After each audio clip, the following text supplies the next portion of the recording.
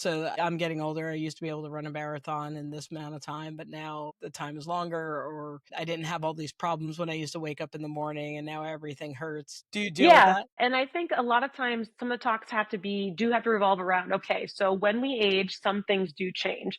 And some of the things are not as, severe as we may think they are. So, a lot of people ask me about, my doctor told me it was bone on bone in my knees. I hear that all the time.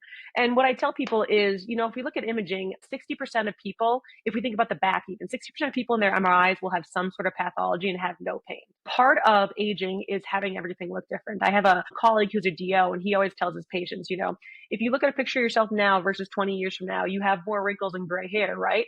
Your bones are also going to have wrinkles and gray hair. Things are also going to change on the inside too. It doesn't mean it's pathological. Same thing with, if we wake up stiff in the morning. You're right. As we get older, we desiccate, we dry out a little bit, and our body is really dependent upon fluid. And so it does sometimes take us a little bit longer to get going in the morning, feeling a little bit stiff. But the big thing is to make sure we're setting the stage by doing typically some sort of movement in the morning, something that feels good for us, because the body does need just a little bit more care as we get older. The other thing I tell people is we also get a little louder as we get older. People are like, oh, my knees pop now, or oh, my hip pops now. And I ask them, well, is it painful? Like, no, it just makes noise now. And, I tell people as we make more noise as we get older. Things just sound louder, and that's okay if there's not any pain involved with it. There's nothing wrong with that. And so, and especially too with aging when it comes to performance. So as far as, time slowing down for running or whatever it might be. And a lot of it has to come down with how we treat the body as we age.